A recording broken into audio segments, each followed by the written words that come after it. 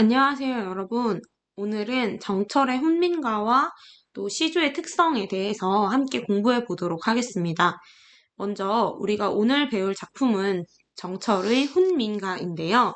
여러분, 이 훈민이라는 뜻이 어렵게 느껴지실 수 있는데, 바로 기억이 나는 말이 있을 수 있습니다. 바로 훈민정음. 네, 거기에 훈민이랑 동일한데요. 여러분, 훈민정음이 무슨 뜻이었죠? 네, 백성을 가르치는 바른 소리였죠. 예, 그래서 훈민과 같은 경우에도 자, 백성을 뜻하고요. 백성을 가르친다라는 뜻을 가지고 있습니다.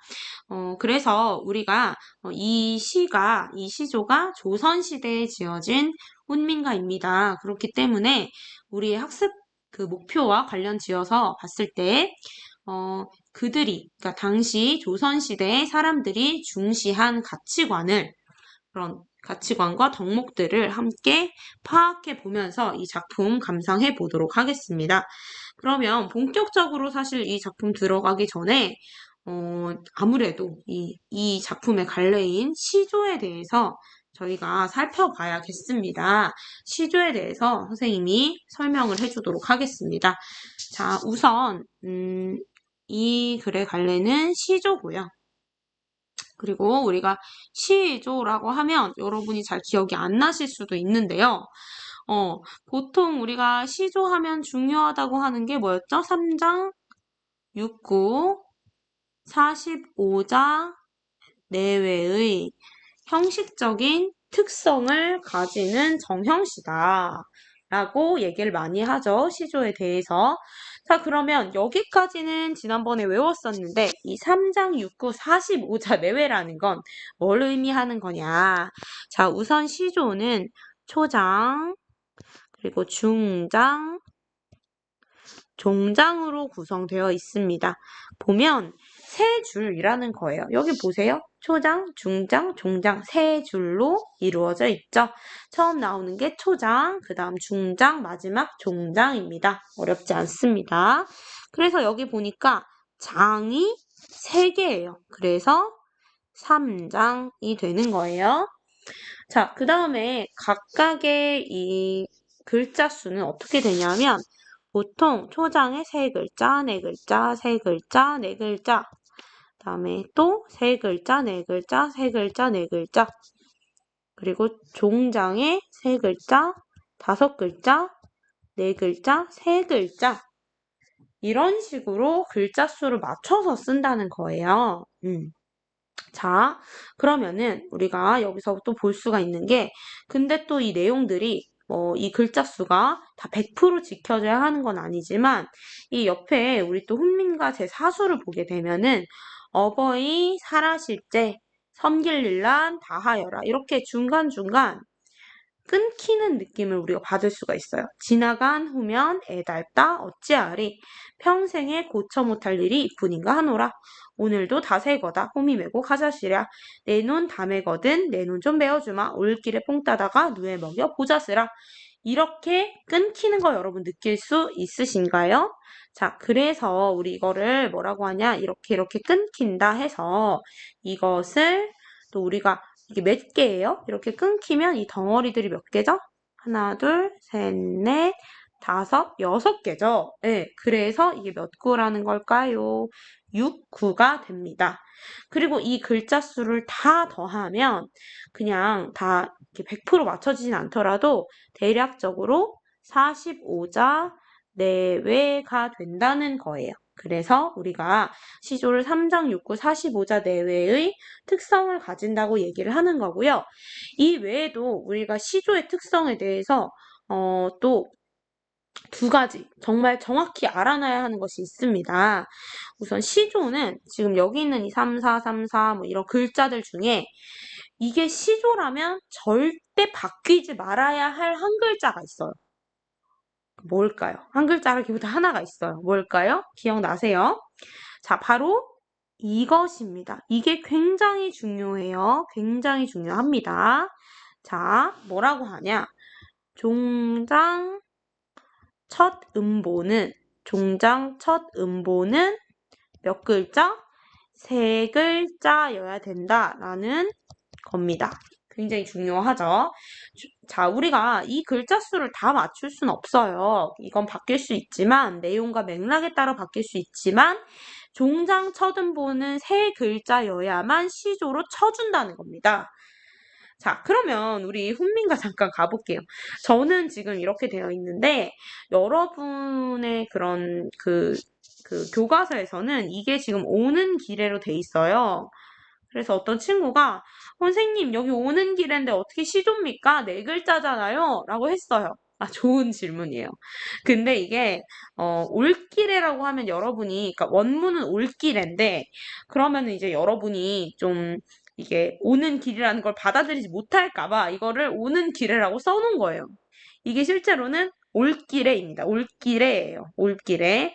예, 그렇기 때문에 원문상 올길이기 때문에 여기서도 지금 다 종장의 첫 음보는 3글자로 구성이 되어 있다라는 겁니다. 그럼 여러분 또 질문이 생기죠? 음보가 뭡니까? 선생님, 저 음보가 뭔지 모르겠어요. 자, 음보라는 것은 끊어있는 단위를 말해요. 시에서 끊어있는 단위를 말해요. 사실 이 시조 같은 경우에는 내용상으로 이렇게 중간중간 구분이 되지만, 자, 어떻게 우리가 끊어 읽을 수 있겠습니까? 이게 또 2번째 시조의 중요한 특징입니다.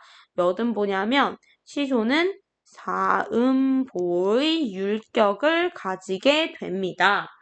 4음보, 이게 무슨 소리냐? 자, 어버이. 자, 다른 색깔로 한번 해보도록 하겠습니다.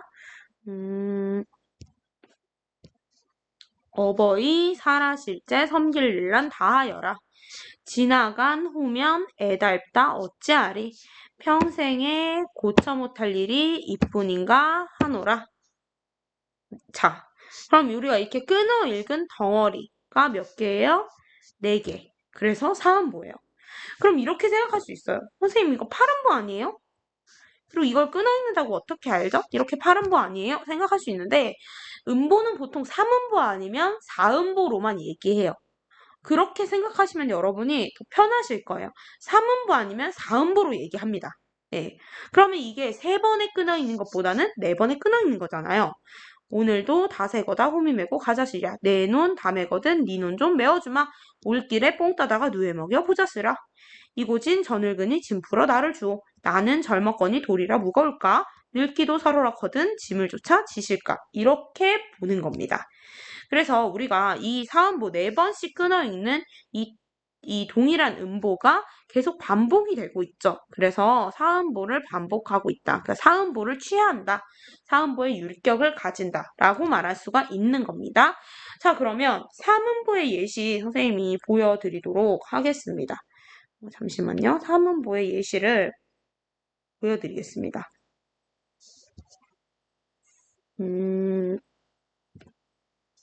3음보의 예시를 제가 가져왔습니다. 김소월의 진달래꽃이에요. 김소월의 진달래꽃. 이거 한번 볼게요. 어떻게 끊어 읽으면 좋을까요? 여러분 한번 끊어 읽어보세요. 자, 나보기가 역겨워 가실 때에는 말없이 고이본에 들이오리다. 영변에 약산 진달래꽃. 아름따다, 죄송해요. 잘못했습니다. 자, 아름따다 가실 길에 뿌리오리다. 가시는 걸음걸음 놓인 그 꽃을 사뿐히 들여밟고 가시옵소서. 자, 나보기가 역겨워 가실 때에는 끊기고 말없이 고이본에 들이오리다. 자, 계속 3음보가 반복되고 있다는 걸 여러분 발견하실 수가 있겠죠. 나보기가 역겨워 가실 때에는 죽어도 아닌 음을 흘리오리다. 이렇게 끊기는 거예요. 3음보가 반복이 되고 있습니다. 만약에 선생님 이게 왜 이게 3음보인지 헷갈려요 하면은 이거를 길게 늘어놓고 보시는 것도 방법이에요. 나보기가 여러분이 역겨워 가실 때는 이런 식으로 써놓고 이걸 끊어보면은 이게 3음보구나 라는 게 더 명확하게 여러분한테 다가올 수 있을 것 같네요. 자, 그 다음에 또 보겠습니다. 그래서 이게 우리 훈민가가 사음보라는 거. 그러니까 시조가 사음보라는 건 여러분이 아실 것 같아요. 자, 그러면 우리 조금만 더 개념 설명 이어나가도록 하겠습니다. 시조가 이런 규칙 안에서 쓰인다라는 거는 형식이 정해져 있는, 아까도 잠깐 얘기했지만 정형시라는 겁니다.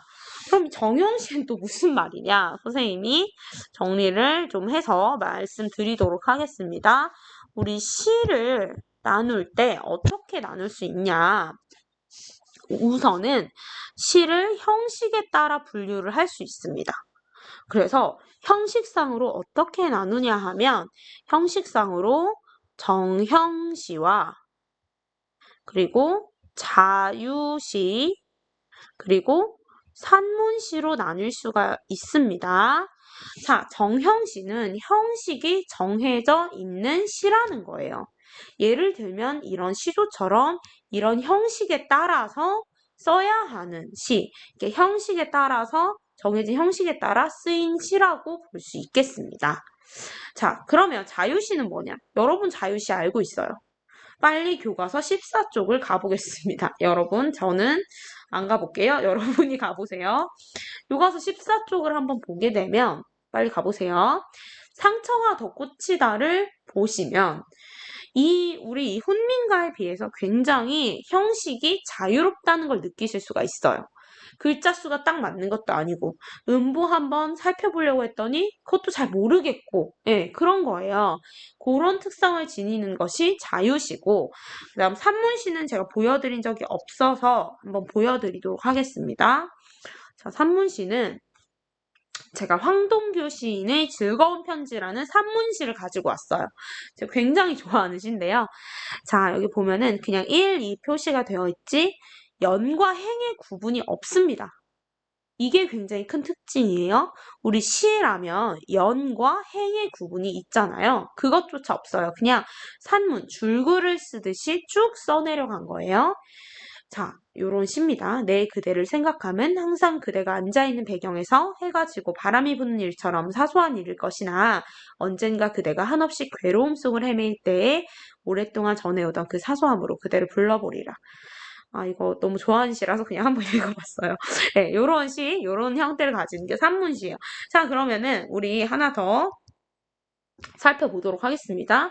시에서 이런 형식적 특성을 가진 시에서 어떻게 운율을 형성하느냐를 생각을 했을 때 우리가 이 정형시는 아무래도 이제 이게 지금 제가 처음 가르치는 게 아니라요, 여러분. 좀 이미 아셨어야 되는 건데, 이제 운율을 형성하는 방식이 정형시는 외형률을 주로 씁니다. 외형률은 운율이 겉으로 드러나는 거예요.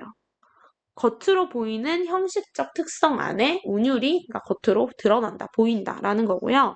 이 자유시는 내재율, 겉으로 명확히 보이지는 않지만 그 안에 운율이 내재되어 있다는 거예요. 그리고 그런 요소들, 운율을 또 자유시에서도 운율을 형성한 요소들이 있어요. 그 요소들에 따라서 우리가 읽다 보면 운율을 느낄 수 있는 거죠. 만약에 여러분이 내재율 무슨 말인지 전혀 모르겠어요 라고 한다면 뭐 상처가 더 꽂히다 해서 제가 한번 읽어볼게요. 물론 상처가 더 꽂히다는 그 형식이 딱 이렇게 정해진 정형식 아니잖아요. 그럼에도 불구하고 이런 부분이 있어요. 둥치도 가지도 꺾이고 구부러지고 휘어졌다. 갈라지고 뒤틀리고 터지고 또 튀어나왔다. 네, 이런 부분을 읽으면 운율이 느껴지죠. 그쵸? 운율이 전체적으로 내재되어 있다. 자, 그럼 산문시는 외형률을 주로 쓸까요? 내재율을 주로 쓸까요? 생각해 보세요, 지금. 그쵸? 내재율을 써요. 내재율을 주로 활용을 한다고 볼 수 있겠습니다. 왜냐하면 산문시는 아까 그러니까 정형시나 아니면은 상처가 더 꽂히다 같은 자유시에 비해서 더 형식이 좀 파괴되어 있잖아요. 시로서의 형식이 파괴되어 있잖아요. 그러니까 당연히 운율 같은 경우엔 그 안에 내재되어 있는 그런 내재율이 도드라지게 나타난다. 라고 보시면 될 것 같아요. 자, 그러면 다시 넘어와서 시를 형식에 따라 분류하면 이런데요. 그 내용에 따라서도 시를 분류할 수가 있죠. 내용상으로 보통 이제 서정시, 시는 서정시가 많습니다. 왜냐하면 시라는 것 자체가 개인의 정서와 감정을 표현하는 데 특화된 장르예요. 그렇기 때문이고요. 그리고 서정시, 그리고 서사시로 주로 분류를 하죠. 서사라는 건 이야기, 스토리 구조가 있는 그런 이야기를 의미하는 거고요. 그 다음에 극시라는 것도 있습니다. 근데 거의 이제 극시는 여러분이 배우는 거에서는 거의 안 나온다고 볼 수가 있겠어요. 어쨌든 지금 우리가 얘기하는 정형시는 지금 이런 분류 안에서 우리가 살펴볼 수 있다라는 걸 알아두시면 좋겠어요. 자, 그러면 조금만 더 같이 시에 대해서 그러니까 시조에 대해서 보도록 하겠습니다. 또 뭘 볼 거냐 하면, 자, 우리 이 시조가 또 시조를 분류할 수가 있어요. 시조는 어떻게 분류가 될 수 있느냐? 시조는 자, 평시조, 그 다음에 사설시조, 그리고 연시조로 분류를 할 수 있습니다. 자, 그러면 평시조부터 얘기를 하도록 할게요. 우리가 이렇게 지금 이 시조의 그 구조에 대해서 이런 형식적 특성에 대해서 살펴봤는데 이걸 그대로 따르고 있는 게 평시조예요. 그리고 선생님이 조금 지금 늦게 얘기를 했는데 우리 시조가 자 어떤 시대에 많이 쓰인 장르죠? 어떤 시대에? 우리 여기도 지금 정답이 막 나와 있어요. 그쵸? 시조는 이제 조선시대에 굉장히 많이 성행했던 장르라고 볼 수 있습니다. 고려 말부터 이제 발생하기 시작해서 조선시대의 전성기를 누렸는데요. 자, 우선 평시조는 그래서 조선 초기에 이제 많이 쓰였고요. 시조의 가장 기본이 되는 형태라고 보시면 되겠어요. 그럼 여러분, 이렇게 형식적인 걸 다 지켜가면서 시를 쓸 수 있었던 계층은 평민일까요? 양반일까요? 그렇죠. 양반이겠죠. 그래서 조선 초기에 이제 양반들이 많이 썼다. 그러면은 양반들이 시조를 쓰면 어떤 내용을 주로 썼을까요? 어떤 내용? 뭐 그냥 이 당시 조선 사회는 유교 사회였으니까 유교적인 사상, 예를 들면 충이라든지 뭐 효도, 예의 이런 걸 다 해야 된다든지 그런 것들을 많이 썼다라는 거예요. 내용으로 따졌을 때는. 자, 그러면은 이제 이 사설시조는 어떠냐? 사설시조. 여러분, 이거 사실 다 배운 거예요. 네. 사설시조는 우리가 평시조가 조선 초기라면 사설시조는 조선 중후기에 나타났다고 볼 수 있습니다. 점점 그 이후에 나타나게 된 거예요. 우선 사설시조를 하나 살펴보도록 하겠습니다. 자, 두터비 파리를 물고는 우리가 작년에 함께 공부했던 작품이에요. 근데 지금 가져온 본은 원문이죠. 예, 원문이 이렇게 생겼습니다. 여러분이 이거 보고 수업 중에 깜짝 놀라시더라고요. 자, 두터비 파리를 물고 두험 위에 치달아 앉아 건넌 산 바라보니 백송골이 떠있거늘 가슴이 끔찍하여 풀떡 뛰어 내뒀다가 두험 아래 자빠지거고 무쳐라 날랜 내시망정 애헐질 뻔하게라. 자, 사설 시조입니다. 우리 사실 끊을 수 있어요. 사음보로 그쵸? 두어미에 치달 앉아 이렇게 다 끊을 수 있고 또 여기 모쳐라 세 글자 이런 걸 통해서 시조다라는 걸 알 수 있는데 여기 보면 우리 사설 시조의 특징 중에 이 중장이 길어집니다. 사실은 더 긴 작품들도 많이 있어요. 그래서 이런 게 평시조와 다른 사설 시조의 특징이라고 볼 수가 있겠고 주제적으로는 또 어떤 특징이 있을까요? 자, 여기 사설시조, 조선 중후기에, 그냥 후기라고 할게요. 조선 후기에 많이, 발달되었다. 네, 그리고 여러분, 이 시조들이 다 뭐 조선 초기, 조선 전기에는 뭐 평시조만 있었고, 뭐 사설시조는 진짜 하나도 없었고, 뭐 그런 게 아니고, 이게 조선 초기, 조선 전기에 가장 이렇게 성행했다라는 거죠. 네.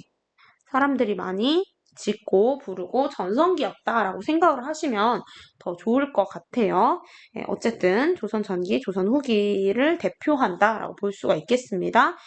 사설시조는 우리가 주제를 봐도 알 수 있듯이 방금 전에 뭐 두터비 8일을 물고의 주제를 봐도 알 수 있듯이 아무래도 요 그 주제가 예, 뭐 비판, 양반에 대한 비판이라든지 아니면은 또 애정, 남녀 간의 사랑 이런 것도 많이 들어갔어요. 왜 그러냐? 이 작가층이 평민들이었기 때문입니다. 그쵸? 평민들이었기 때문이에요. 그리고 생각해보면 이런 규칙을 평민들이 다 지키면서 쓰기 너무 힘들었을 거 아니에요. 그러니까 중장이 또 길어지는 특성을 보입니다. 그다음에 연시조는 어떻게 보면 이어져 있다, 연결돼 있다라고 특징을 생각을 하시면 될 것 같아요. 그래서 평시조가 2수 이상 이어진 경우, 이어져서 창작된 경우에 우리가 연시조라고 얘기를 합니다. 2수 이상 이어져서 창작된 경우에 여기서 수란 표현을 선생님 썼는데 우리가 시를 한 편, 두 편이라고 하잖아요. 시조에서는 한 수, 두 수 이렇게 표현을 합니다. 그렇기 때문에 이어진 경우 연시조라고 하고 자 그렇다면 우리가 지금 보는 훈민가는 어디에 해당을 할까요? 그렇죠. 연시조에 해당한다라고 볼 수가 있겠습니다. 우리 아까 본 훈민을 봤을 때 백성을 가르치는 그 내용에 따른 그 하나의 주제를 가지고 이어져서 창작이 됐다고 보시면 되겠네요. 자, 그러면은 우리 이제는 다 보셨으니 훈민가를 함께 본격적으로 살펴보도록 하겠습니다. 시조에 대해서만 지금 20분 정도 얘기를 했는데 훈민가 같이 보도록 할게요. 자, 아까 많이 읽었지만 자, 여기선 지금 4수, 13수, 16수가 나와 있습니다. 어버이 살아실제 섬길일람 다하여라 무슨 뜻일까요? 우리 이런 고전 작품들은 여러분이 입으로 읽어보시는 게 좋아요. 이 살아실제도 그냥 보면 이게 무슨 말인가 할 수 있잖아요. 근데 읽어보니까 알 것 같죠? 이게 무슨 뜻일까요? 그쵸? 살아 계실 때 섬길 일람 다하여라. 섬길 일 뭘까요? 어버이를 섬기는 일 뭐예요? 효도를 다하여라. 다해라. 자, 명령형으로 얘기를 하고 있어요. 다해라. 그래서 여기 이 시조의 각수에서 작가가 권유하고 있는 행동, 자수에서는 부모님이 살아계실 때 잘 섬기자라는 거죠. 뭐 첫 줄밖에 아직 안 봤지만 지나간 후면 애달다 어찌하리. 애달픈 거 뭔지 알죠, 여러분? 막 애간장이 녹고 슬프고 그런 거. 지나간 후면 애달다 어찌하리. 지나간 후 언제 얘기하는 걸까요? 어버이께서 돌아가셨을 때. 아무튼 그 시기 같이 이제 살아계시지 않을 때, 그죠? 애달픈 걸 어떻게 하겠느냐. 자, 평생에 고쳐 못할 일이 이뿐인가 하노라. 여기서 고쳐는 굉장히 중요합니다. 예, 고쳐는 굉장히 고전에서 많이 나오는 표현이에요. 우리 시험에서 선생님이 이거 안 줄 거예요, 이런 거. 자, 다시란 뜻이에요. 평생에 다시 못할 일이 이뿐인가 하노라. 여기서 이것은 뭐예요? 다시 못할 일이 뭐라는 거예요? 효도를 다시 못할 거다. 그러니까 살아계실 때 잘해라 라는 겁니다. 자, 그래서 이 시조의 각수에서 작가가 추구하는 가치 효도라고 할 수 있겠죠. 그 다음 13수입니다. 오늘도 다 새 거다. 다 새 거다. 이게 무슨 말인지 사실 모르겠어요. 잘. 그죠? 여러분 딱 봤을 때 모르죠? 그럼 넘어가세요. 홈이 메고 가자스라. 요거는 가자라는 거예요. 가자라는 거예요. 여기도 나오죠? 가자꾸나. 자, 청유형이에요. 청유형으로 표현하고 있고 가자꾸나라는 거예요. 여러분, 명령형과 청유형의 차이가 뭘까요? 명령형은 상대방에게 하라고 시키는 거고요. 청유형은 함께 하자는 거예요. 함께 하자는 거예요. 예를 들면 저기 있는 창문 좀 닫아라 하면 네가 닫으라는 거고, 닫자라고 하면 나도 하나 닫으면서 같이 얘기를 하는 거예요. 너도 닫아달라라고 부탁을 하는 거죠. 자, 내 논 다 매거든 네 논 좀 메워주마. 논을 매다 뭔지 알죠, 여러분? 농사 짓는 거죠? 오는 길에 뿡 따다가 누에 먹여 보자스랴. 여러분, 보자스라, 보자꾸나. 여기도 청유형 쓰였구나. 고요. 여러분, 그러면 이 누에가 뭐 하는 앤지 아세요?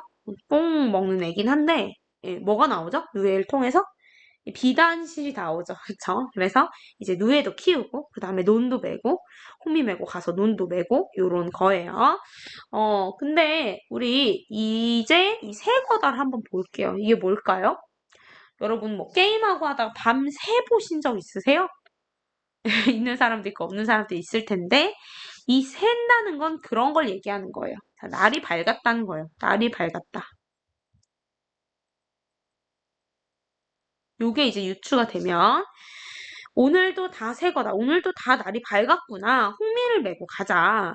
내 논 다 매면 네 논 좀 메워주겠다. 오는 길에 뽕 따다가 누에도 먹여보자 라는 거예요. 그래서 이 13수에서 작가가 권유하고 있는 행동 여기 한번 써볼게요. 날이 새면 호미를 메고 나가서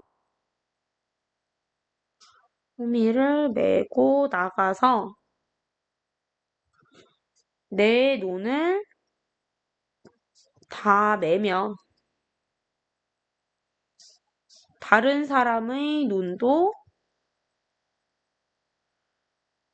메어준다 라는 거예요. 이런 행동을 권유하고 있어요. 그렇다는 건 여기서 작가가 추구하는 가치 우리 딱 보면 근면 성실하죠. 근면 그 다음에 내 논을 다 매면 다른 사람 것까지 메워준다고요? 상부상조 서로 돕는 거 상부상조라고 하죠. 상부상조의 가치를 우리가 느낄 수 있다. 이런 걸 강조하고 있다라고 보시면 되겠습니다. 자, 그 다음 마지막 16수 보겠습니다. 이고 진 저 늙은이 짐 풀어 나를 주래요. 짐 풀어 날 주래요. 자, 노인 공경의 가치가 드러나요. 나는 젊었거니. 난 젊었으니 돌이라 무거울까? 돌이라도 무겁다는 거예요? 무겁지 않다는 거예요? 무겁지 않다는 거예요. 무겁지 않다는 거예요. 근데 여러분 실제로 무겁지 않은 거라기보다는 뭐 노인 짐 들어주면서 뭐 괜찮아요 하고 들어주잖아요. 막 무겁다고 하고 들어주지 않잖아요. 그런 맥락이라고 보시면 되겠죠. 늙기도 서러라거든. 여기서 서러라거든은 무슨 뜻일까요? 그쵸? 생각해 보세요. 서러운데. 늙기도 서러운데. 짐을 조차 지실까? 라는 겁니다. 늙기도 서러운데 짐까지 지어야 하나? 라는 얘기죠. 그래서 여기서는 그 노인에 대한 연민을 느낄 수 있어요. 연민, 불쌍하고 안타깝게 느끼는 마음, 연민을 느낄 수 있다는 겁니다. 자, 그러면은 우리 이 부분을 통해서 작가가 권유하는 행동. 자, 보시면은 노인의 짐을 들어준다. 라고 볼 수가 있겠죠. 그 다음에 16수에서 작가가 추구하는 가치는 노인을 공경하자. 노인 공경. 자, 그래서 우리가 이 작품을 통해서 이 당시 사람들이 이 조선시대 지금 백성을 가르치는 노래잖아요. 백성들에게 이런 효도, 또 근면 상부상조, 이런 노인 공경, 이런 내용의 가치관을 전달하고자 했다. 이런 행동들을 권유하고자 했다라고 내용을 보실 수가 있겠습니다. 자, 여러분 오늘 수고 많으셨습니다. 감사합니다.